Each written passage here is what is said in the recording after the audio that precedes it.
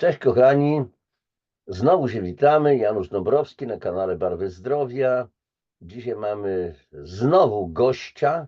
O, przepraszam, gościnię, Boże Święty. Feminatywa muszę zachowywać, a może Jasiu? O właśnie, Jasia. Przedstawiam od razu Wam, kochani, super gościa, Joasia Kałuża. E, w czym ona się specjalizuje, o czym będziemy rozmawiać? Może Jasiu, porozmawiamy sobie dzisiaj, wiesz, tak delikatnie, jak sobie poradzić z pewnymi problemami.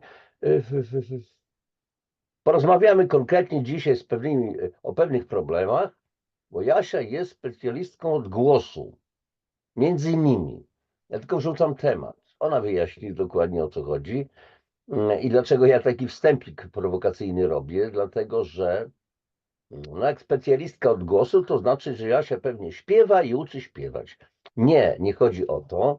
Joasia jest specjalistką od siły głosu, ale między innymi chyba, jak dobrze doczytałem, od prokrastynacji, czyli odwlekania. Czy dobrze zrozumiałem, Jasiu? Między innymi też, Między innymi też. między innymi To też też wyjaśnić dokładnie, ale jest takie mhm, zjawisko takiego odkładania, odkładactwa, takiego zwlekania, bo się boimy podjąć decyzję, odkładamy bo to są emocje nieprzyjemne, muszę się zabrać za jakąś robotę. Co ta dalej? Joasia też jest specjalistką, to coachem słuchajcie, od nie swoich decyzji, czyli czasami my podejmujemy nie swoje decyzje, bo coś tam w duszy nam gra, ale no nie wypada się nie zgodzić, ktoś nas dominuje i tak dalej, i tak dalej. My nie potrafimy tego wyjaśnić albo postawić się twardo, ale nie podoba mi się to co mówisz na przykład. Ale dlaczego tak mówisz? A dlaczego mam się przed tobą tłumaczyć? Ja kiedyś tego nie umiałem. Można powiedzieć, że trzeba bronić swoich granic i tak dalej, i tak dalej. Mam nadzieję, że prawidłowo Cię wstępnie przedstawiam, Ty mhm. resztę dograsz, ale Joasia też jest specjalistką, przepraszam, od od pirografiki, czyli rękodzieła, ale co znaczy piro? No w technice, w ogóle z greckiego pyro to jest ogień, żar, a więc wszystko co związane z żarem. Zobaczcie, pirotechnika, czyli pirotechnicy, piroliza, co tam jeszcze, piryt, piroman i tak dalej, i tak dalej. Joasia nie jest piromanką, ale zajmuje się pirografiką i mam nadzieję, że dzisiaj wyjaśni, o co chodzi w tym wszystkim. A więc odkrywamy tajemnicę. Jasiu, jeszcze raz powtarzam, Jasia Kałusza, jak to się stało, że ty zostałaś coachem od tego głosu, od tych nie swoich decyzji? Opowiadaj sobie troszeczkę. Mhm. Też witam wszystkich serdecznie, Ciebie Januszu, dziękuję, że tutaj mogę być. E, Od czego to się wszystko zaczęło? To tak naprawdę jest podróż przez całe moje życie. Więc to nie jest taka historyjka, że stryk, zostanę sobie coachem od takiego głosu wewnętrznego. Wręcz przeciwnie, bo to była cała moja droga, cała moja ścieżka w życiu. No, byłam taką dziewczynką, która była skryta, zamknięta, nie lubiła się wypowiadać w gronie większym. Zawsze robiła tak, jak inni chcieli, żeby robić, więc no, ten mój głos był gdzieś bardzo zagłuszony.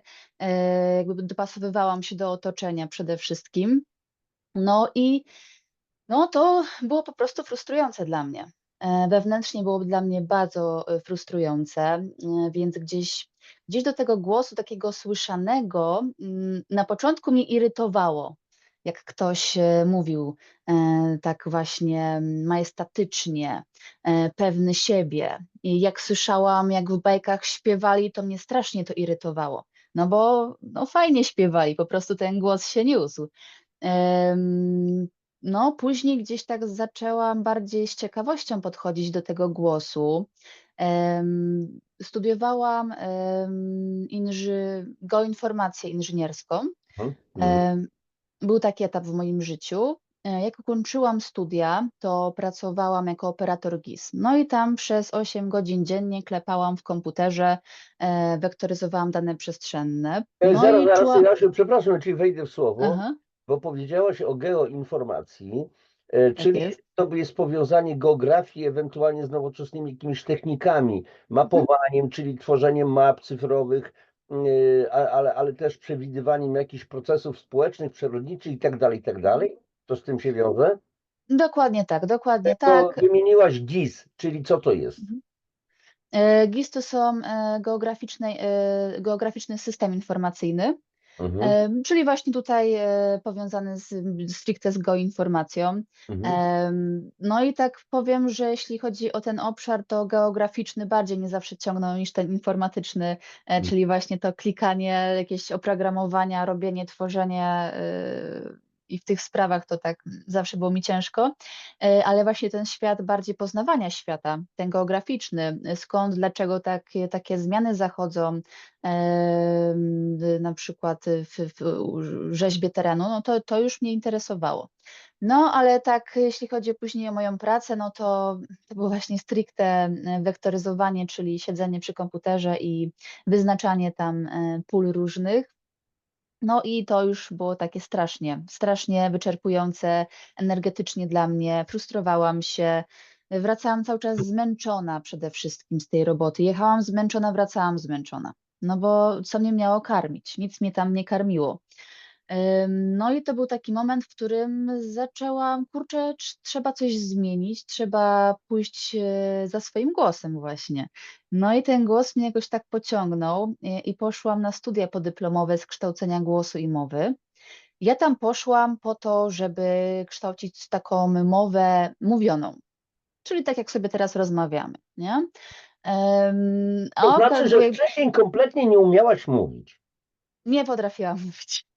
Znaczy no, Żartuję. dopiero się, Wiem, dopiero o się co chodzi. nauczyłam. Tak, tu chodzi o Tak. wewnętrzny głos i możemy niby mówić, ale nie do końca może być pewni siebie. Coś nam po prostu, nas tłumi po prostu zwyczajnie i tak dalej. Tak, no i to, co w środku jest też na zewnątrz słyszane, czyli ja w środku byłam niepewną siebie, nie wiedziałam co w sensie, no jakby, no miałam kontaktów dużo, zawsze byłam towarzyską osobą, jak się lepiej poznałam, no ale ten, tak, w życiu codziennym, no to tak nie za bardzo miałam swoje zdanie, tak zawsze się gdzieś podczepiałam pod kogoś. No i, jak mówiłam nawet, to ten głos, nie był taki, że tak powiem, zwarty jak teraz, Mhm. tylko bardziej tak więcej powietrza było w tym głosie, czyli tak więcej powietrza przechodziło i tak po prostu tak, bez życia właśnie nawet. Czyli E, niepewność po prostu. tak, Pewna niepewność. niepewność, Mhm. cicho, tu miałam wszystko usztywnione, że tak po prostu ledwo co mi ten głos tam wychodził z buzi, ciągle ktoś się pytał: „Nie słyszę cię, powtórz”. No to ja się wkurzałam, bo ktoś mnie nie słyszy, nie? A przede wszystkim halo, usłysz najpierw siebie, a dopiero, oczekuj, żeby ktoś cię słyszał. No i na tych studiach w ogóle okazało się, że ja mogę śpiewać. Że ja byłam pewna, że ja nie mogę śpiewać, nie, że to gdzie w ogóle, ja nie jestem do tego stworzona. Nawet mi ktoś kiedyś powiedział, że: „Nie, nie, nie, ty Aśka, wiesz co, wszystko rób, ale nie śpiewaj”. No i że tak powiem, podtrzymaj mi piwo, poszłam na studia, i okazało się, że śpiewać każdy może. Każdy z nas ma piękny, niepowtarzalny głos, pełen mocy, no tylko gdzieś przez życie, przez oczekiwania, przez środowisko on został stłamszony, gdzieś tam schowany. A ten głos taki czysty, pierwotny mamy w sobie. Tak jak na przykład ptaki, zwierzęta, no każdy z nich ma swój indywidualny, piękny dźwięk, który wydobywa z siebie. Mały ptaszek, skowronki sobie jakieś latają, wróbelki, a jak je słychać, jak ten głos, jak sobie śpiewają, jak on się niesie. No Mhm. i my też to mamy, bo jesteśmy też stworzeniami bożymi, Tak. którzy dostali ten dar właśnie piękna swojego głosu. No i tak się zaczęła ta moja historia z poznawaniem siebie właśnie, z odkrywaniem. Poznałam tam swoją, nauczycielkę, z którą wciąż kontynuuję swoją podróż. Em, I właśnie jakby tam za pomocą tych ćwiczeń, oddechu, fonacji, tego, że ja mogę tak porządnie zafonować, to był dla mnie, no, kosmos, po prostu taki game changer totalny. Mhm. No i jakby skończyłam te studia super pięknie. Tam się życie jakby różnie też potoczyło i pracowałam na szkółce leśnej nawet, O, gdzie potrzebowałam się właśnie ukorzenić, bo głos też potrzebuje korzeni, czyli tego gruntu. Więc mhm. ja też potrzebowałam się ugruntować, bo ciągle Tak jak sobie my, cała latałam. istota, dosłownie przez stopy ukorzenienie się w ziemi, matce ziemi, Mhm. to oczywiście to jest pewna metafora tylko. Dokładnie tak, dokładnie tak. Bo też ja sobie gdzieś tam zawsze fruwałam tymi myślami, marzeniami żyłam. I jakby, no dobra, marzenia marzeniami, tylko że też fajnie byłoby te marzenia zacząć realizować i jakby też wdrażać w życie i tak realistycznie podejść do tego życia, no bo jednak żyjemy w materii, a nie w marzeniach, tylko trzeba stanąć porządnie na tym gruncie. No i to też właśnie potrzebowałam do tej szkółki, żeby porządnie stanąć na gruncie. I później jakby też, doznałam kontuzji, więc się trochę zatrzymałam w życiu A co to i było w ogóle? Kontuzja? pękła, tak, tak, w kolanie mi pękł, tylko już nawet nie pamiętam, co to było. Hmm. Em, no taka kosteczka mi tam pękła w kolanie. Łąkotka E, może? o, tak, dokładnie tak, łękotka. Na pół mi się przepołowiła, bo no to też fizycznie jakby była robota taka wymagająca, ale też jednocześnie myślę, że to też miało takie, no większy symbol właśnie tego zatrzymania się, bo ja sobie znowu wpadłam w robotę, w działanie zamiast posłuchania swojego głosu, które ciało też mi sporo rzeczy tam mówiło w międzyczasie, ale ja tego nie słuchałam, Hmm. ignorowałam właśnie. No to mnie świat zatrzymał sam przez tą kontuzję, no to był dla mnie cios spory, bo osoba, która gdzieś fizycznie bardzo aktywna, nagle musi się zatrzymać. To było jeszcze tak, że siadałam na łóżko i w tym momencie mi zrobiło ciach i nie mogłam wstać już z tego łóżka. I no to już miałam takie, kurde, nie za fajnie. No dobra, ale jakby ten etap zatrzymałam się, że tak powiem, zastanowiłam się troszeczkę nad życiem. No i przyszedł do mnie, bo tak mam w życiu, że do mnie przychodzą jakby rzeczy, myślę, że do każdego przychodzą rzeczy, tylko trzeba się otworzyć na te rzeczy i je zauważyć. No to do mnie też przyszła szkoła coachingu. Nawet nie szukałam jej. Na Facebooku zobaczyłam reklamę. Tak Porozmawiałam z Małgosią. przypadkiem, tak przypadkiem. Przypadkiem, totalnie, dokładnie, totalnie przypadkiem. E, I porozmawiałam z prowadzącą, z Małgosią i jakby też używała takich słów, które no, nie każdy mówi rzucać gałką oczną na coś, nie? Że nie spojrzeć okiem, rzucić okiem, tylko gałką oczną. No ja też tak mówię, więc miałam takie, dobra, to jest znak, to jest znak.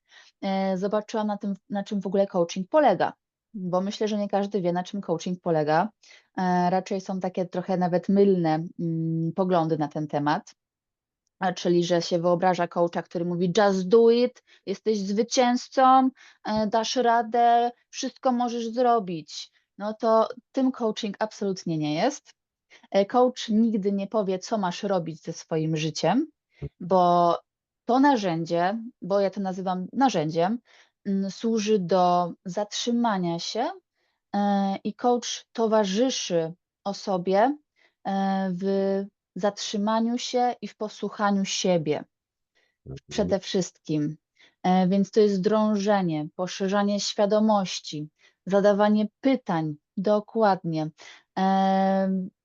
na takim głębszym poziomie. Totalnie po prostu, żeby w sobie pokopać i się zastanowić. I też nie kopiemy tak, że cofamy się do przeszłości i się zastanawiamy, dlaczego mama mnie nie kochała albo coś w tym stylu, nie? Że jakby to jest terapeuta. Od tego jest terapeuta, a coach jest od tu i teraz. Przeszłość jest zasobem, który mamy, zawsze jest naszym zasobem, z którego korzystamy, ale nie drążymy, dlaczego tak się dzieje, nie? Tylko właśnie skupiamy się na tu i teraz, na tym, co mamy w tym momencie, no i spojrzeniem na przyszłość, czyli jak chcemy, żeby było. I strasznie to poczułam, bo aż mnie, no jakby ciary wtedy przeszły, wszystko mi tutaj się tak ciało zareagowało na to, na to, co usłyszałam i miałam takie, że ja całe życie się do tego przygotowywałam. Czyli to Całe było życie. to, bo ciało od razu zareaguje. od razu. Wow, coś takiego, to nie da się tego opisać, to się po prostu czuje. Dokładnie tak, dokładnie tak. To taka lekkość, czasami wzruszenie, że aż łzy chcą płynąć i Mhm. takie i ciarki przechodzą i no to jest niesamowite uczucie, i właśnie było też tak w tym przypadku, i w momencie, no tak jakby tak sobie uświadomiłam, że wszystko, co przeżyłam, ta moja droga, gdzie no można ją nazwać krętą drogą, bo nigdy też nie wiedziałam, co ja chcę robić w sumie w życiu. Ciężko mi było znaleźć tą swoją drogę. Nawet potrafiłam iść do pani Jasnowic, żeby mi powiedziała, że pani, no niech mi pani powie, co ja mam w życiu robić, bo ja nie wiem, co ja mam w życiu robić, do czego ja zostałam tu stworzona, bo zawsze miałam takie poczucie misji, że ja muszę coś z taką misją robić, z takim sensem, z wartością, dawać coś drugiemu człowiekowi, jakby spełniać swoje talenty, pomnażać je i się z nimi dzielić ze światem. No tylko, że co to w ogóle jest, nie? I właśnie jakby ona mi nie powiedziała, jakby nie nakreśliła, że no to pani teraz ma być psychologiem albo coachem.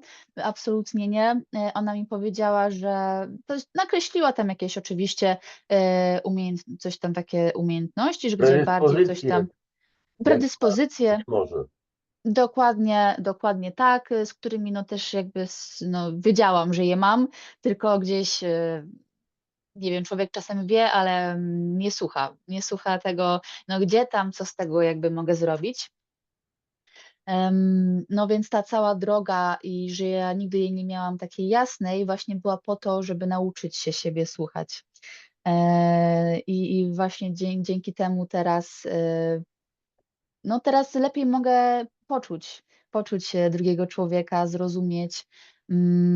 Też całe życie gdzieś byłam głównie słuchaczem, nie mówcą, więc słuchanie jest przeogromnie ważne, ale nie takie słuchanie na poziomie, że udaję, że słucham, Mhm. tylko takie faktyczne słuchanie, że dosłownie czasami już taki w tunel się taki wejdzie z tą drugą osobą i jakby się czuje to, co ona mówi. Uczenie I dosłownie telepatyczne, pełna empatia.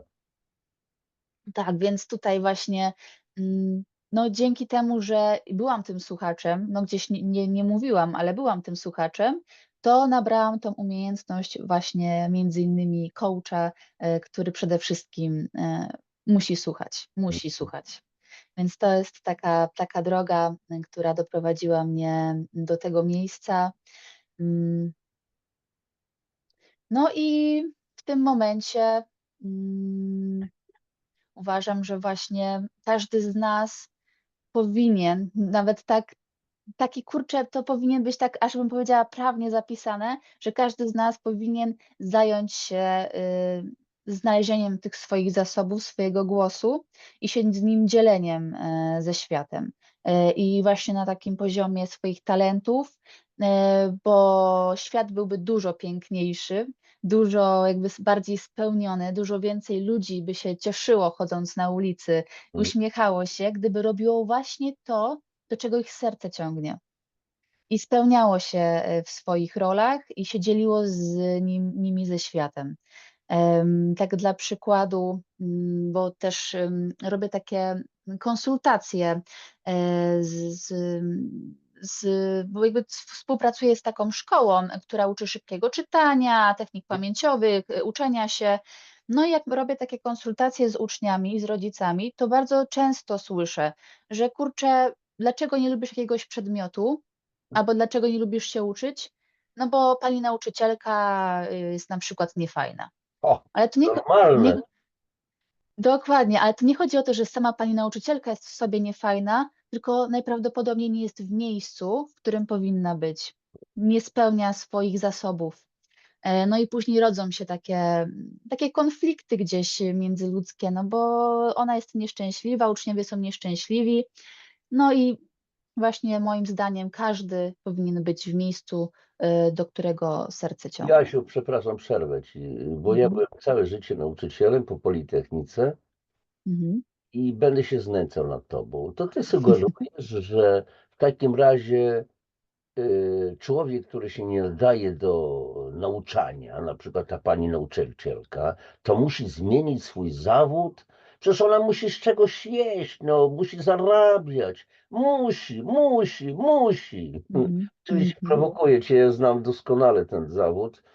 Widziałem w swoim życiu, zresztą byłem przez 6 lat dyrektorem bardzo dużej szkoły, 1200 uczniów, setka ludzi załogi Mhm. i tak dalej. Widziałem ludzi, którzy byli kapitalnymi nauczycielami, czuli to.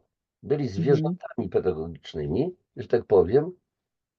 To nie znaczy, że głaskali. Ja też nie głaskałem swoich uczniów. Ja byłem Mhm. szeryfem w swojej szkole. Mhm.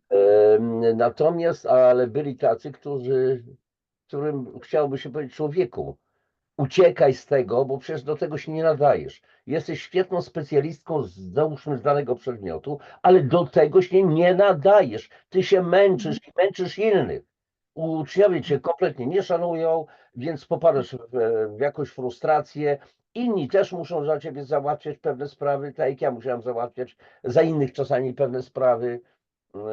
Czasami bardzo trudno. Moja partnerka mówi dzisiaj, to byłbyś swoimi metodami gwiazdą wszystkich mediów i tak Mhm. dalej, i tak dalej. Więc faktycznie czasami, tak jak mówisz, odkryć głos, co ty czujesz. Ale to łatwo wam mówić. Właśnie, co ty na ten temat powiesz za chwilę? Łatwo ci mówić, to co ja mam innego robić? Gdzie mam zarabiać? I tak, bo przecież muszę mieć chlebek i masełko i szyneczkę. Mhm. No łatwo mówić, ale właśnie bardzo ważne jest stanąć w tej rzeczywistości, się z tą rzeczywistością zmienić. Więc też nie chodzi o to, żeby nagle, kurczę, rzucać wszystko i wyjechać w Bieszczady i sobie tam działeczkę jakąś kupić, sadzić ziemniaczki i tym podobne rzeczy, tylko trzeba właśnie spojrzeć realnie na tą swoją rzeczywistość. Czyli dobra, no to zastanówmy się, przede wszystkim zastanówmy się, co chcemy, a czego nie chcemy. Poznajmy te swoje zasoby, wartości, przekonania, blokady. Najpierw jakby takie podstawy, na podstawie których można sobie określić cel. No ale później ten cel trzeba sobie urzeczywistnić.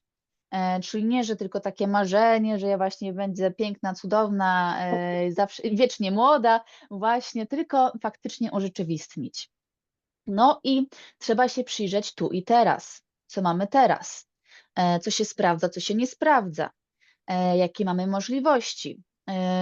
Czy ten cel, który sobie obieramy, jak on wpłynie, jak na przykład zdecyduję w taki sposób, to jak to wpłynie na moje życie? Mhm. Czyli jeśli na przykład rzucę pracę, no to faktycznie, czy ja mam pieniądze zaoszczędzone, żeby sobie na spokojnie zastanowić się i poszukać nowej roboty, jakby, która będzie spełniała moje oczekiwania i tutaj mnie spełniała, czy może właśnie wręcz przeciwnie, ja nie mam żadnych tutaj zaplecza finansowego. No to też nie wolno, jakby no nie polecam. Nie, no jak ktoś bardzo chce, no to oczywiście nie będę blokować, no, Tak. ale jednak bym nie polecała wtedy rzucać pracy, i nie bez środków do życia. No bo utrzymać się musimy, za wynajem na przykład zapłacić, za chleb zapłacić, za prąd zapłacić, więc do tego potrzebujemy środków. Można się przyjrzeć, czy na przykład w tej pracy, w której jesteśmy obecnie, no, czy nie istnieją jakieś drogi do dogadania się? Na przykład, żeby zmniejszyć ilość godzin z uczniami, a zająć się jakąś, nie wiem, z badaniami naukowymi w tą stronę, czy jakieś tam rozszerzenia, żeby coś dodać w tej pracy, odjąć, albo zmienić stanowisko zupełnie na inne, więc no też jakby to nie jest taka stricte zero-jedynkowa droga, tylko też czasami szukanie kompromisów. Albo że zmniejszenie etatu, a sobie znalezienie jeszcze jakiejś dodatkowej rozwijanie na przykład swojej dodatkowej działalności, jeśli ktoś na przykład chce tworzyć rękodzieło, więc po Mhm. godzinach może sobie tworzyć to rękodzieło, powoli zaczynać jakby wchodzić w rynek, zobaczyć czy to wychodzi, czy nie wychodzi, mieć taką spokojną głowę. No więc nad tymi opcjami się zastanawiamy, testujemy je też, bo nie zawsze jakby pierwsza opcja, którą wybierzemy jest tą prawidłową, która nam przyniesie faktycznie oczekiwany efekt, więc to jest testowanie, sprawdzanie, no i później też no, utrzymanie pewnych rzeczy, które sobie wypracowaliśmy. Więc tak nie ma jednej drogi, trzeba szukać rozwiązań, urzeczywistniać, więc wymaga to czasu, ale jeśli ktoś ma tą motywację, czyli ten właśnie pierwszy etap, czyli znalezienie wartości w swoim życiu, usłyszenie siebie, no to ma tą motywację, no to jest w stanie w ten proces wejść i faktycznie stworzyć tą swoją rzeczywistość taką, żeby była jego. Ja tam, Asiu, łatwo ci mówić, bo jesteś młoda, śliczna, wszystko ci w życiu wychodzi, a ja mam problemy, ja nie wiem sam, czego ja chcę, gdzie pójść. Życie mi się nie udało, partnerka jedna, druga, dziesiąta zostawiły, albo partner zostawił. Nie wiem, miałam rodziców takich, którzy też nie umieli. I moje otoczenie też mnie nie rozumie. I co ty na to? Mhm. Każdy z nas ma swoją historię. Ja też wcale, może jestem piękna i młoda, ale to nie świadczy, że mi wszystko w życiu wychodzi tak, jakbym chciała. Bo ja mam czasami, jakby możemy sobie plany tworzyć, tak? Tylko, że one mogą ewoluować, więc trzeba się do nich dostosować i też trzeba właśnie być na to przygotowanym, że coś może przyjść, coś nieoczekiwanego, czego się nie spodziewamy, więc też trzeba się na to przygotować, żeby się na to nie zdziwić się i że wszystko się wtedy zawala, co zbudowaliśmy, tylko żeby właśnie sobie na spokojnie z tym, co przychodzi, radzić i dostosowywać do tego, czyli takie właśnie fundamenty mieć mocno zbudowane. Więc no, jak ktoś chce, to i naprawdę to te wszystkie rzeczy typu właśnie rodzice nie tacy, że ja nie taka, że świat nie taki, że system nie taki, no to jak będzie naprawdę chciała, no to nie będą przeszkody. Bo jak ktoś czegoś bardzo chce uniknąć, no to zawsze sobie znajdzie no, wymówki, Wymówkę, usprawiedliwienie, kozła usprawiedliwienia. ofiarnego albo dziesiątki kozłów ofiarnych. Tak, tak, Często, tak, słuchajcie, dokładnie. powtarzam, zresztą też teraz uczestniczę w takich sesjach. Na moim kanale akurat to są te sesje, informacje na ten temat każdego dnia aż do 23 marca, 29 dni. Z takim Mario Szamanem, przeciekawym człowiekiem, Mhm. w ogóle niesamowity gość, który przeszedł.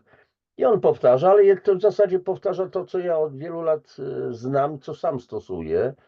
Po pierwsze, nigdy się nie poddawać. Kiedyś moi uczniowie napisali mi kartkę, zostawiłem ich w trzeciej klasie technikum. Po iluś tam latach napisali, pewnie się zebrali, jakaś wódeczka była, wspominki.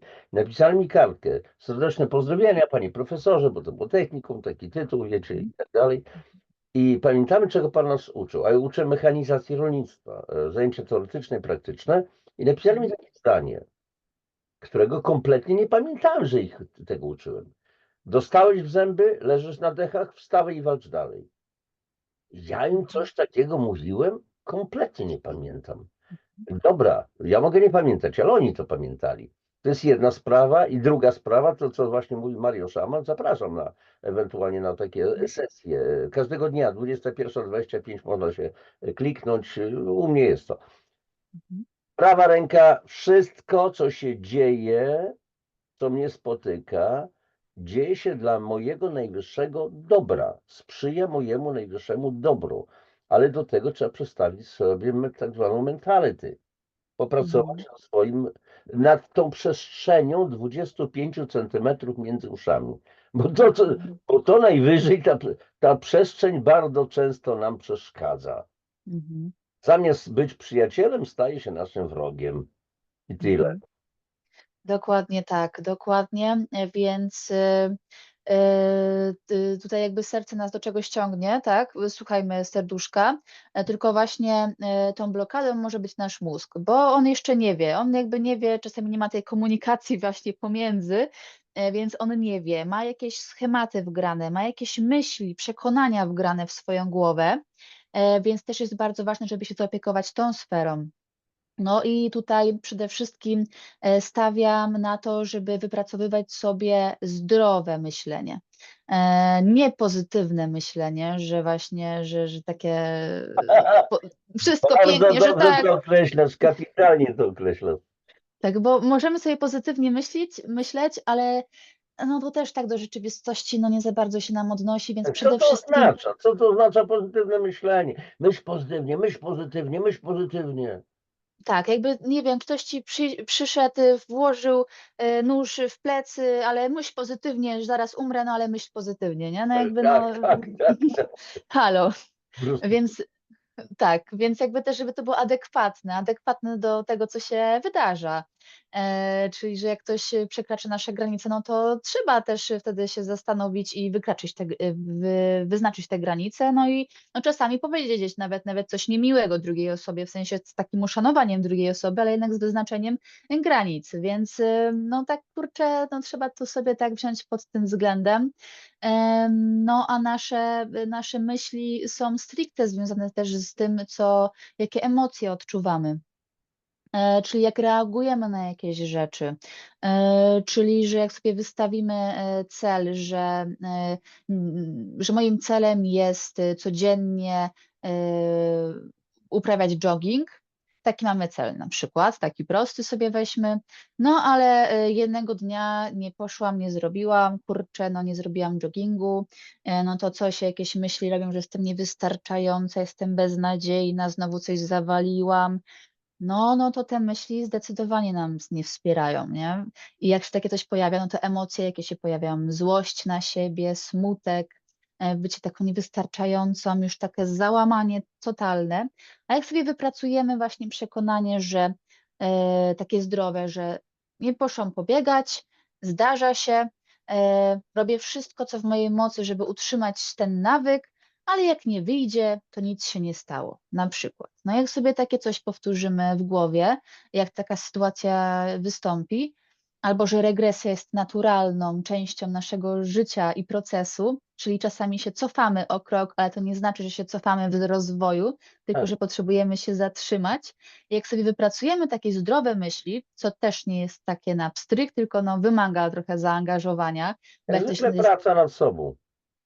tak, to jest, jakby ukorzenione też, więc trzeba to wyplenić i zasadzić nowe ziarenka, żeby pięknie, rosły. No i wtedy też, łatwiej jest nam, utrzymać to, co sobie wypracowaliśmy i docenić siebie, łatwiej jest nam żyć, przyjemniej, no i dążyć do realizacji siebie, marzeń, celów. No, bardzo fajnie to mówisz. E, Bardzo współgra z tym, co ja wiem, czego doświadczam, bo ja należę do ludzi, tak zwanych, no ludzi, którzy chcą zrobić to wszystko jak najlepiej. Mhm, Rozumiesz? Często bywałem i bywam czasami nadal, jak się rozpędzę, bardzo z siebie niezadowolony. Ja bardzo dużo pracuję, jest po kilkanaście godzin dziennie. Ogarniam mhm, wiele obszarów, no, ale nieważne, każdy ma swoje życie, ale bardzo często, załóżmy, wyjeżdżałem i wyjeżdżam nadal, robię jakieś szkolenie, wykłady, więc wyjeżdżam na przykład na 3 dni. Długa trasa, kilkaset kilometrów, na przykład 450-500 kilometrów, wykłady, spotkania z ludźmi, wracam, a spotkania z ludźmi są energetyczne, często mhm, wyczerpujące.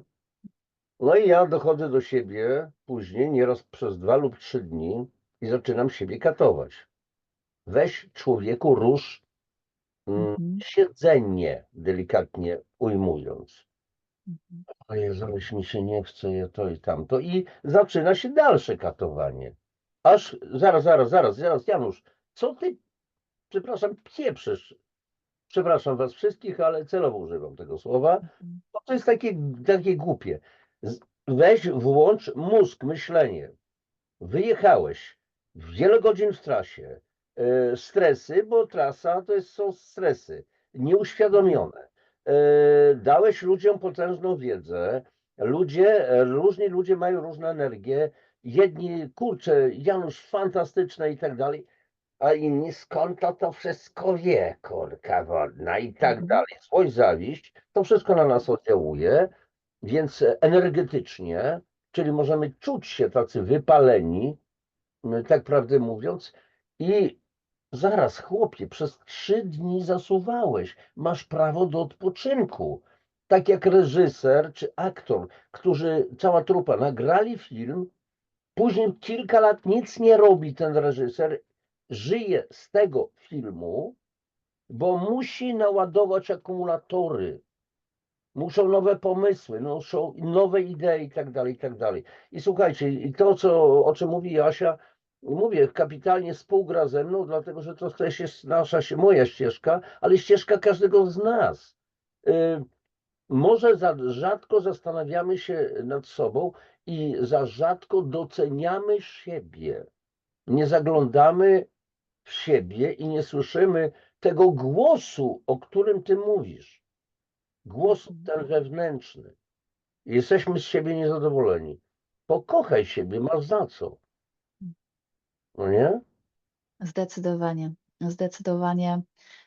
No jest jakiś taki, mam wrażenie, że tutaj w naszym społeczeństwie jakoś tak jest ten strach taki przed odpoczynkiem właśnie, że trzeba więcej, coraz to więcej, bo coś stracimy, jak nie zrobimy, stracimy, albo nie wiem, coś się wydarzy, albo że no trzeba ciągnąć też w ogóle sam rozwój, tak teraz wezmę sam rozwój, no to taki się rozwój, więc taka jest, to słowo mi się kojarzy z tym, żeby ciągle iść do przodu, do przodu, do przodu. No tylko, że można się po prostu zajechać. Mhm. Jak jedziesz samochodem, silnik cały czas właśnie do przodu na 4000 czy tam 5000 Obrotów. obrotów, no to też się w końcu zajedzie. Więc no, my potrzebujemy odpoczywać, żeby faktycznie ten rozwój miał czas, żeby się zrealizował, żeby urzeczywistnił, żeby miał miejsce, a nie tak, żeby właśnie cały czas gonić za czymś, gonić, gonić, gonić. A największym takim rozwojem jest bycie w tu i teraz, Mhm. zatrzymanie się, nawet spojrzenie, że za oknem jest drzewo, że na nim jest gniazdo z ptakami, Jakie że drzewo, jakie gniazdo? no właśnie, jakby nawet człowiek czasami nie zauważa, że takie piękne rzeczy są koło niego, gdzieś to ucieka, a w tym tu i teraz dzieje się tak dużo wokół i w środku. No jak się zatrzymamy, to się okazuje, że te właśnie obserwacje, które robimy na tu i teraz, nam dadzą dużo więcej niż jak pojedziemy na kolejny kurs zrobimy, kolejne warsztaty, kolejne szkoły i tak dalej, i że będziemy na przykład teraz cały czas się uczyć czegoś i podążać właśnie tą stroną, jakieś robić sobie ciągłe procesy, nie? A jak się właśnie zatrzymamy i spojrzymy i okazuje się, że z tej obserwacji możemy znacznie więcej wyciągnąć do swojego życia niż w tysiącach książek i wiedzy. No plus też jeszcze nawiążę do tego, że do tego zatrzymania się po twoich wyjazdach. To też właśnie takie piękną rzecz, którą wyciągnęłam ze szkoły coachingu, było między innymi to, że jeśli pracujesz z człowiekiem, to najważniejsze jest to, żeby najpierw zadbać o własne skrzydła, żeby później móc pomóc temu człowiekowi, bo bez naładowanych baterii nie pomożesz. Nie masz co dać. Mhm. Z pustej miski nie nakarmisz. Słuchaj, tak się rozgląda, momencik, może gdzieś tutaj mam, ale nie pamiętam na półkach. Napisałem kiedyś taką broszurkę, kim jesteś. I podtytuł był Dlaczego powinieneś być egoistą? Mhm. Pozytywnym egoistą. I no ja różne rzeczy przechodziłem, jak każdy z nas, nie będziemy się tutaj bawić w wyścigi, kto więcej przeżywał, traum, różnych rzeczy, ale doszedłem w końcu do zrozumienia, że są dwa rodzaje egoizmu. Jest egoizm negatywny, tylko i wyłącznie ja, i egoizm Mhm. pozytywny, przede wszystkim ja. To mistrzowie różni napisali. Kochaj bliźniego swego jak siebie Siebie samego. samego. Bliższa koszula ciału. Co dasz innym, jeżeli sam sobie nie dajesz? Nie masz. Mhm. Masz opróżnione spichrze. Jesteś Mhm. wyprany. Zadbaj najpierw o siebie, bo ty jesteś dla siebie najważniejszy. Nic nie dasz innym. Długo musiałem, słuchajcie, przeżyłem 72 lata i długo rozumiałem, dochodziłem do zrozumienia właśnie tego, że my jesteśmy najważniejsi i jest tu i teraz to, czy mówi, zatrzymać się. Ja mam kota przybłędnika, już chyba z rok Kuba jest u mnie, Mhm. przypamiętał się i on też jest takim moim nauczycielem. On przychodzi, całymi nocami gdzieś tam łazi po podwórku i tak dalej, kocie życie. ale rano musi przyjść, ja muszę mu dać mięsko oczywiście, kurczaczka, no tak kupuję kadłubki i siekam. I tam jeszcze jest, kiedyś było chyba z 10 kotów tutaj, ale to one zostały do ludzi potrafiły, ale o co chodzi? Kuba żąda, weź mnie na ręce, poprzytulaj, wygłaszcz.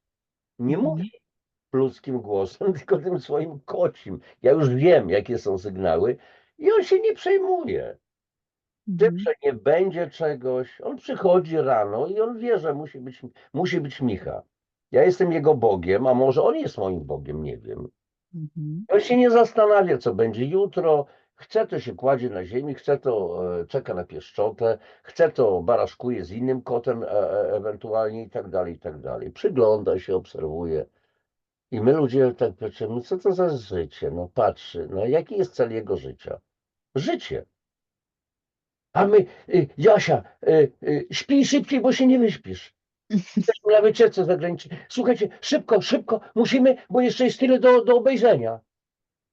Kurka wodna. Aha, po co? W jakim celu? Żeby pokazać później znajomym te slajdy, gdzie myśmy byli jedynie?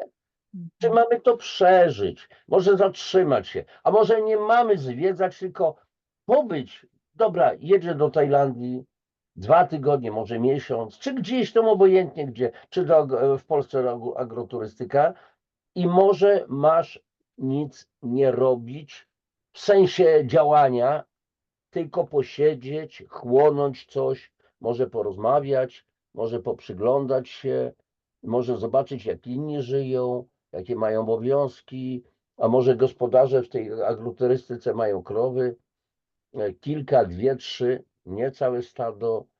Czy ja mogę poprzyglądać się, jak pani to robi? No dobrze. A mogę dostać się do tego krowiego cycka, ewentualnie spróbować to robić coś innego. To przy okazji relaksacja. Przepraszam, że tutaj akurat, no bo to niby ma być wywiad, a więc ja mam zadawać pytania i słuchać, no ale wiemy doskonale, bo umawiamy się, że to ma być taka rozmowa, wymiana pewnych rzeczy. Tak, tak. Czy to akurat to, co powiedziałam, współgra z tobą? Bardzo współgra, właśnie jakby tutaj pięknie to opowiedziałeś. I samo to porównanie do kociaka. My też od niedawna jesteśmy tutaj szczęśliwymi, o Jezu, jak mówię to słowo, szczęśliwymi No, towarzyszami kociaka, który tak samo przybłęda, to jakby zawołała nas na łące na spacerze, pojawiła się znikąd, no i tak z nami została, później jakby też niesamowita historia. No i ona też nas zatrzymała. To był taki jeszcze moment, w którym w ogóle weszliśmy w takie kłócenie się, po prostu o swoje, kłócenie się o totalnie, o no pierdoły jakby życiowe. No i tak. pojawił się kociak i nam dał takiego ogarnijcie, no halo, życie jest takie Nie, piękne, ja jestem taka piękna. ludzie, Tak, co wy robicie? Miłość przede wszystkim, zobaczcie siebie nawzajem. I no od tego momentu właśnie gdzieś się ogarnęliśmy w tych swoich kłótniach i też właśnie takie samo no, patrzenie na nią, jak ona jest i potrafi być łagodna, e, i pomiziać się właśnie, i pobawić się. No i taka zwykła zabawa, bycie w teraz, no dużo tak daje takiego szczęścia, takiego nawet energii, takiej chęci, radości. No i też dla mnie ten kociak jest takim symbolem, że też wyznaczania granic, no bo kociak potrafi być milutki, nie, fajny, przyjemny, nie chcę. ale ale jak nie chce, to właśnie i ogonkiem pomacha, i łapką, pazurkami tam zaczepi i takie: „A, no, nie wolno, nie wolno”. Ale mimo wszystko ty wciąż kochasz tego kociaka, nawet jak cię podrapał. I jakby dobra, mówisz: „To już ci nie będę przeszkadzać”, no ale ta miłość wciąż do niego jest, ona nie znika. Więc to jest takie niesamowite zwierzę mocne, inspirujące, w tej naszej Niezależne. niezależne, dokładnie. Jak myszki jest głodna, no wiadomo, że w domu no to sobie nie upoluje za bardzo, chyba że przyjdą, ale tak to na łące czy gdzieś, no to przecież i się nakarmi, i naje, upoluje, więc takie no zdolna bestia, kurczę, bardzo inspirująca. Tak, no więc to zatrzymanie się jest przeogromnie ważne, tym bardziej właśnie w takich gospodarstwach agroturystycznych, sama praca nawet taka fizyczna, bo często my się skupiamy na takiej pracy mentalnej teraz w tych naszych obecnych czasach. Więc właśnie fajnie jest sobie skorzystać z takiej opcji wyjazdu na wieś, porobieniu w ogródku na przykład, Mhm. porobienia coś naszymi dłońmi, czy Mhm. rękodzieło tak samo. To też jest taka forma relaksu, odpoczynku, spokoju tutaj dla głowy przede wszystkim w tym momencie, bo ona się zatrzymuje, że tak zatrzymuje w cudzysłowie oczywiście, ale może sobie odetchnąć od główkowania i myślenia, co dalej, co z czym połączyć i tworzenia, tylko właśnie taki forma też odpoczynku i relaksu przez fizyczne takie działania. I nie myślenie czasami, wyłączenie się. Ja ukułem też kiedyś, no, albo otrzymałem, jak zwał, tak zwał. Miałem znajomych, którzy, ale musisz coś robić, to, tamto, siamto, a ja czułem czasami, że właśnie ukułem takie sobie powiedzenie i im to mówiłem i to ich wkurzało, działanie poprzez niedziałanie. Mhm. Czyli ja mówię, Boże, no jestem na oceanie w łódce, tak? Nie wiem, nieważne, to taki wiesz, taka metafora, że tak powiem. I co ja mam dalej robić? Płakać! Albo wyskoczyć i się najlepiej utopić, albo zawołać rekina, żeby szybciej mnie skończył, tak? No więc dobrze, Boże, ja wiem, że mam wiosłować, czy mam wykonać pracę, ale Ty sterujesz, czyli ja wiosłuję, Ty sterujesz. Czyli słuchać też głosu jakiegoś wewnętrznego, czy słuchać tego najwyższego ja, najwyższego ja, poddać się temu głosowi wewnętrznemu, od czego usłyszeć, przetrenować, żeby go usłyszeć, bo niektórzy nie wiedzą, że nawet coś takiego istnieje. Nawet ci tak zwani wierzący pozornie, no to wiedzą tylko, że muchy trzeba ogonić wokół siebie. Przepraszam, nie chcę nikogo urazić, ale znam takich. I to jest wszystko. Ja więc trzeba, my mamy coś robić, ale czasami faktycznie trzeba się kompletnie zatrzymać. Czyli działanie poprzez niedziałanie, wówczas przychodzą zatopienie się w ciszę, może to jest 2-3 dni, może więcej, i nagle piąk, eureka! Mhm. Archimedes był w wannie, tak? W stanie takiej relaksacji. Oczywiście jest to taki przykład, tak, że ciepła woda, fajnie, na razie eureka! No, odkrył prawo wyporu wody. Kiedy? Kiedy był w stanie relaksacji zupełnej. A teraz, Joasiu, zmienimy trochę temat. A co z tą piro? Jesteś jak to, piromanką? Nie, pirotechnikiem? Nie, pirografką, przepraszam, zapomniałem. Coś z tą. Jeszcze niczego nie podpaliłam, chociaż jak teraz o tym mówiłeś, to mi się przypomniało, że dzisiaj mi się coś śniło właśnie z tym ogniem, sobie muszę przypomnieć o tym. Ale właśnie tak, pirografia. Jak szczerze mówiąc, ja nie mam pojęcia, skąd to się we mnie wzięło. Ja nie wiem. To się samo gdzieś tak urodziło, jakiś taki wpadł do mnie właśnie pomysł, żeby kupić sobie pirograf i zacząć wypalać w drewnie. Co to jest pirograf? Pirograf to jest takie urządzenie. To jest taka skrzyneczka, która jakby jest na prąd i od niej idzie taki długopisik, nazwijmy to długopisik, Czyli który zwykła jest wypalarka. wypalarka. Właśnie ona jest nagrzewany, ten długopis jest nagrzewany do jakiejś tam stopni, w zależności, jakiej sobie ustawimy. No i można tym palić w drewnie, tak, że tworzy jakieś obrazy, napisy, oczywiście za pomocą ręki, bo to wszystko jest odręczne. Też nie mylić z laserowym wypalaniem czasami, bo laserowe wypalanie to wypala maszyna, a nie człowiek. Mhm. A za pomocą pirografia, czyli pirografia, to jest wypalanie przez człowieka, tylko za pomocą właśnie tego urządzonka. I to też taka ciekawa, kurczę, droga, bo też nigdy się nie spodziewałam, że ja mam jakieś umiejętności z tej perspektywy, nie? Że takiego ręcznych robótek takich, w których no gdzieś no trzeba coś tam też narysować wcześniej, więc też nie spodziewałam się, że ja tak potrafię. Jakoś tak samo to przyszło i mam w sobie taką duszę artystyczną, czy nawet w szkole średniej, koło teatralne, więc taka dusza artystyczna we mnie siedzi.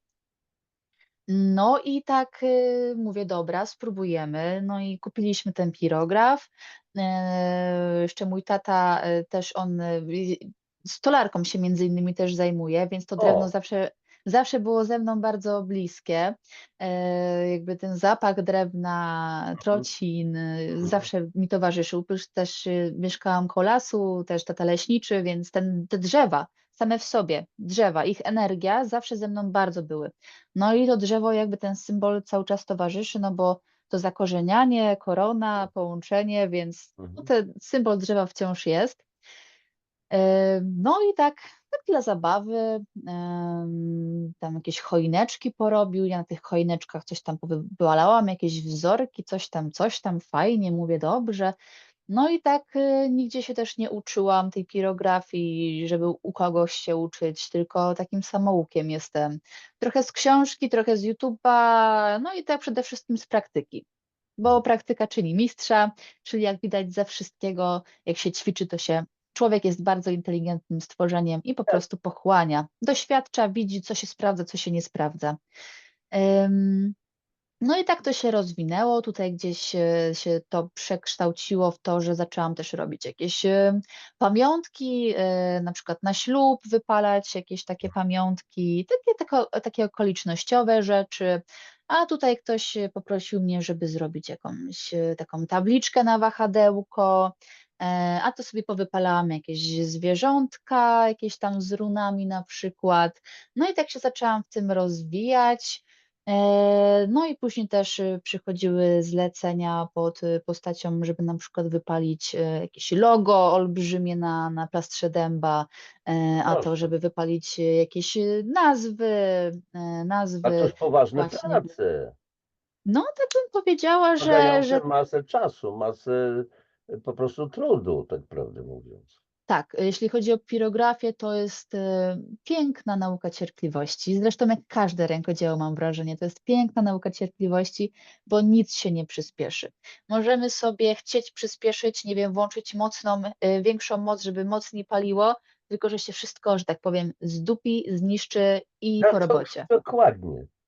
Więc właśnie tutaj, trzeba dostosować to tempo, do tego, co chcemy zrobić, jaki chcemy efekt uzyskać. Więc no, to jest taki czas, samemu właśnie ze sobą i z tym narzędziem, z drewnem przede wszystkim, którego się nie przyspieszy. Więc to jest taka właśnie to bycie w tu i teraz, totalnie, zatrzymanie się, i taka nauka zwolnienia w życiu. Mm. No i tutaj tak samo właśnie, no, różne rzeczy wypalam też, właśnie tak, też takie właśnie wahadełka, takie na plastrach na przykład na wahadełka, bez wahadełka, tylko żeby sobie po prostu na tak i nie, takie wzorki Jasne, różne. takie biogramy, Takie nie wiem jak to nazwać, ale chodzi o skalę takie po prostu. No, takie Rodzaj, typowo strzałka na tak i na nie, tak, nie? tak, Tylko że z jakimiś tam pola przyozdobieniami, żeby jest. takie nie Mhm. było takie puste. Do tego jeszcze, też właśnie to jest takie piękne też połączenie, bo, w samym coachingu, no i w ogóle w życiu symbole dla mnie mają duże znaczenie. I takie przypominanie sobie o pewnych rzeczach. No i na przykład, jak ktoś sobie wypracuje na sesjach, że dla niego najważniejszą wartością w życiu jest przykładowo są relacje, jest wiara, jest wolność, miłość i tym podobne rzeczy, wiadomo, że to jest dla każdego indywidualne, no to też takie wypalenie w drewnie samo w sobie już tak utrwala, tak symbolicznie to utrwala. Jak sobie jeszcze to postawimy gdzieś na półeczce i będziemy sobie na to patrzeć, jak będziemy przechodzić, to też nasze oczy będą tam zmierzały, będą sobie Podświadomość, przypominały, działanie na podświadomość cały czas. tak, cały czas to właśnie jest. No i przy okazji ładnie wygląda, no bo jeśli chodzi o wypalanie, to no, ma swój piękny urok. Tutaj muszę przyznać, że ładnie A to przy dosyć wychodzi. wypalaniu nawet woń tego lekko przypalonego drewna to też swoje robi dymek. No i kiedyś się Robi, trochę bawiłem tym. tak, tak, tak, robi. Też trzeba pamiętać, żeby wietrzyć pomieszczenie, jak w środku robimy, w celach bezpieczeństwa. Mhm. Też zależy, jak mocno wypalamy, ale czasami właśnie jak po oczach, po gałkach ocznych też dymek zaleci, to zapiecze troszeczkę. Tak, tak, więc tędy. No ja też mocno wierzę, że w ogóle każde drewno, każde drzewo ma swoją energię, Mhm. która oddziałuje na człowieka w jakiś określony sposób. Najczęściej wypalam w brzozie. To jest takim najczęstszym materiałem, który używam. No i brzoza jest taką naszą uzdrowicielką, Mhm. towarzyszką, która leczy serca i duszę i też fizycznie przecież, no bo ile Tak, dobrodziejstw. liście, pączki, sok, no to wiadomo o co chodzi, tak. Dokładnie tak. Więc tak jakby nie tylko mentalnie, ale tak fizycznie tak samo właśnie. Zresztą każde drzewo tutaj, z każdego drzewa tak naprawdę można coś wziąć, co nas wesprze jako człowieka. Tak. Na Mhm. przytulanie się do drzew. Mhm. Zwariował facet do drzew. To kobiety się przytul. Nie przytulanie się do drzew. No oczywiste, że przytulamy się z ludźmi. Tego potrzebujemy.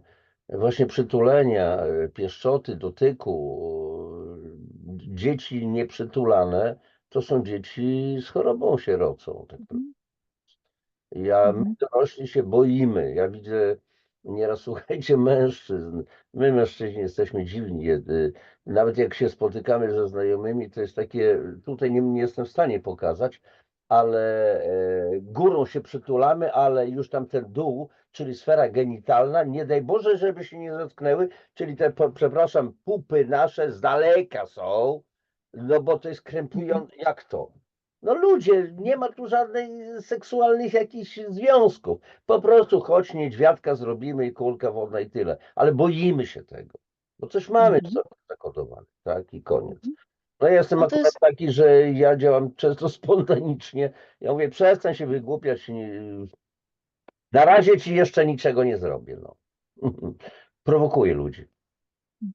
No to jest gdzieś też bardzo ciekawe, o czym mówisz, bo ostatnio też miałam taką rozmowę w gronie właśnie dziewczyn, z którymi jakby ćwiczę ze swoją mentorką Głos Biały.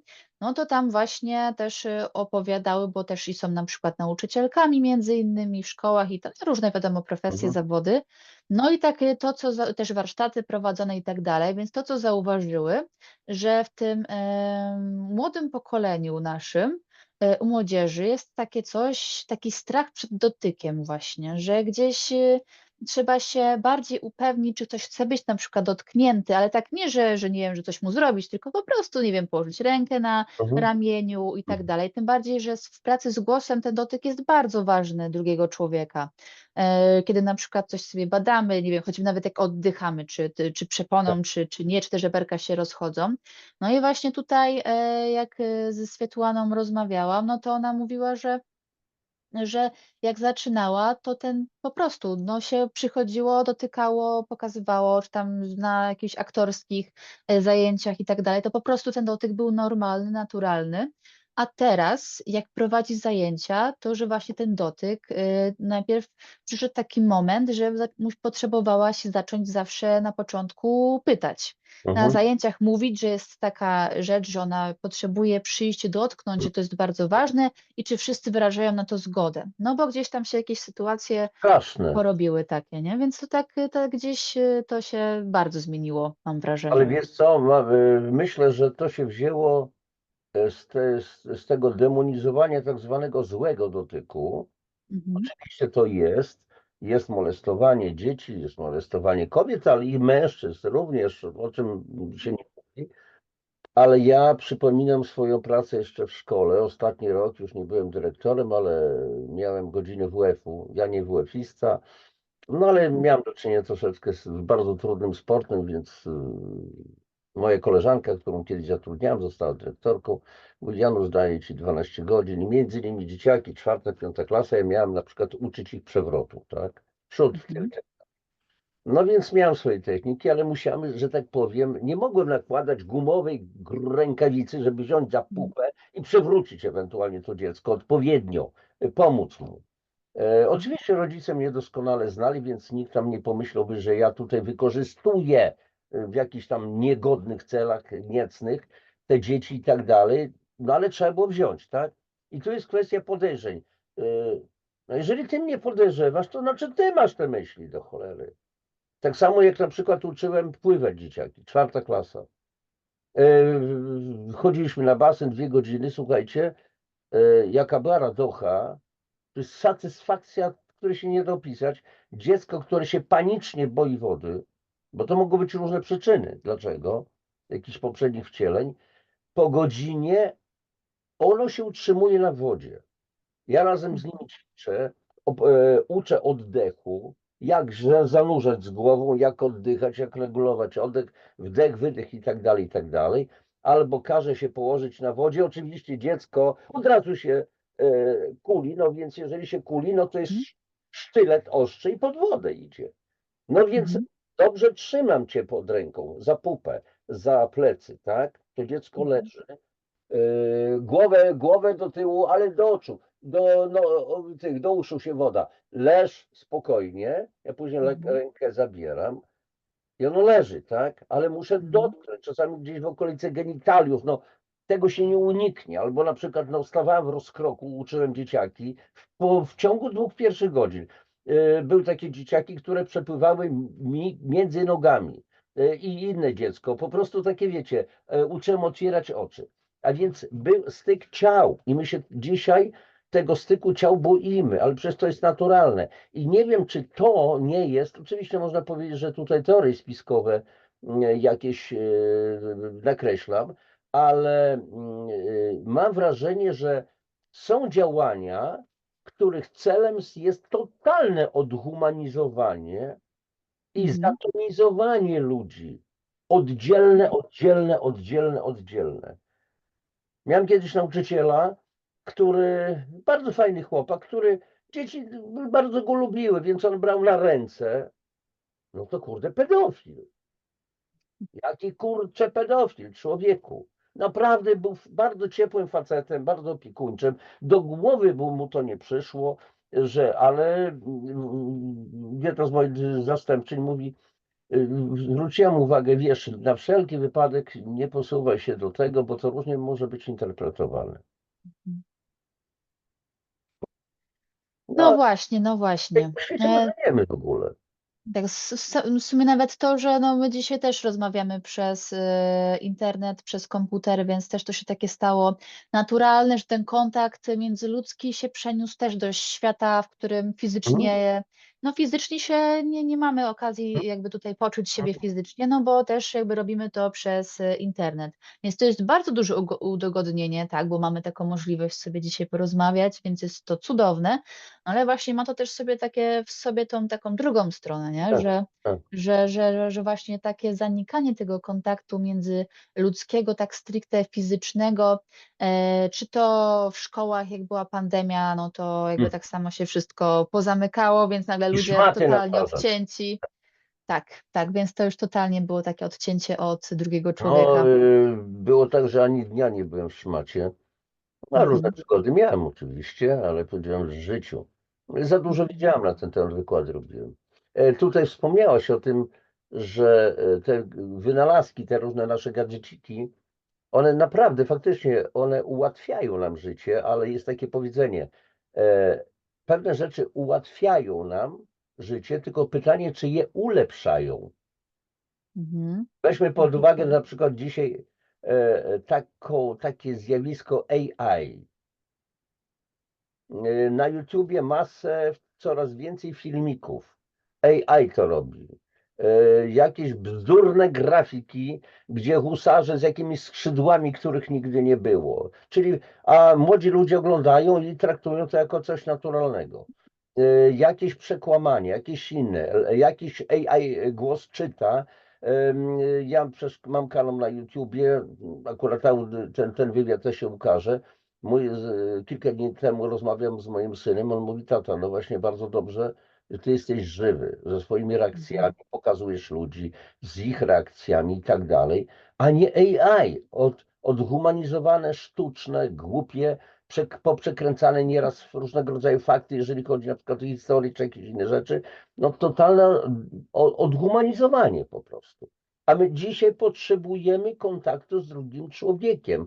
Przecież my często nie umiemy rozmawiać. Tak jak powiedziałaś na początku, słuchać jeden drugiego albo ograniczyć się w gadaniu. Ja jestem gadułka oczywiście, ale no mam nadzieję, że nie przesadzam z tym moim gadaniem, bo wywiad miał być, więc Janusz, daj Joasi gadać ewentualnie. Ale nawet właśnie takie reakcje, które w tej chwili mamy, to jest życie, a nie liczenie na to, że coś sztucznego nam załatwi. Tabletka, która ma użyźnić glebę, oczyścić wodę, nas nakarmić, zapewnić szczęście, tabletka. Nie, życie z drugimi ludźmi. Po to jesteśmy w grupach społecznych. Inaczej się nie da. Ale do tego, żeby żyć, to trzeba wiedzieć jak. Trzeba się zatrzymywać. Czasami trzeba posłuchać takiej osoby jak Joasia, pójść do coacha, bo mamy problem i nie umiemy poradzić sobie z tym. Pójść do kogoś, kto może nam pomóc. Czy pomoże na 100%? Nie wiem, ale może. Jasiu, mamy godzinę już tam jakoś ponad, więc jakoś trzeba byłoby zamknąć ten temat jakoś taką klamrą. Co byś na koniec powiedziała? Nie wszystkie tematy oczywiście poruszyliśmy, ale tych tematów jest sporo. Mówiłaś o białym głosie, ale myślę, że na ten temat może w następnym odcinku porozmawiamy. Co? Dzisiaj nie będziemy zdradzać tajemnicy, co to jest ten biały głos i tak dalej. Ale co byś powiedziała na koniec? Bo raz, że ja w opisie audycji dam namiary na Joasię, więc jak ktoś będzie chciał, to niech się zgłasza na jakiejś sesji i tak dalej, bo to, o co mówiłaś, to jest naprawdę przeciekawe. I jeszcze raz powtarzam, wielu z nas potrzebuje pomocy. Odkryć nowe światy swoje. Dobra, zapinamy temat. Co na koniec? Tak, Podsumowanie. zapraszam oczywiście wszystkich do kontaktu, którzy poczuli jakby temat, że chcą się troszeczkę zagłębić bardziej, to oczywiście zapraszam. Jak to wszystko podsumować? No, podsumuję to jednym zdaniem. Usłysz siebie, poczuj siebie, zacznij decydować o sobie i pokaż swoje piękno światu. Cudowne. Kochani, i to jest naprawdę rewelacyjne podsumowanie. Dziękuję Wam, żeście byli z nami, że nas wysłuchaliście, że oglądaliście nas. Dziękuję w ogóle za Waszą obecność, za Wasze lajki. Proszę o następne lajki, o dzielenie się tymi linkami gdzieś tam ze swoimi znajomymi. Zamieszczajcie na social media. Nie ukrywam, że zależy mi na tym, że ten kanał rósł. Nie dla jakichś zasięgów, bo ja pustych, bo ja tego nie monetyzuję nawet. Nie mam żadnych przychodów, bo tu nie ma żadnych reklam, natomiast chodzi mi o to, żeby ta wiedza, te spotkania z ludźmi po prostu szły do następnych ludzi, żeby po prostu nas budować, żebyśmy się budowali wzajemnie, żebyśmy po prostu dzielili się tym, co sami otrzymujemy. A więc proszę Was, lajki, o subskrypcję, o dzielenie się tą wiedzą. Trzymajcie się, wszelkiego dobra Wam życzę. Papatki. Dzięki wielkie.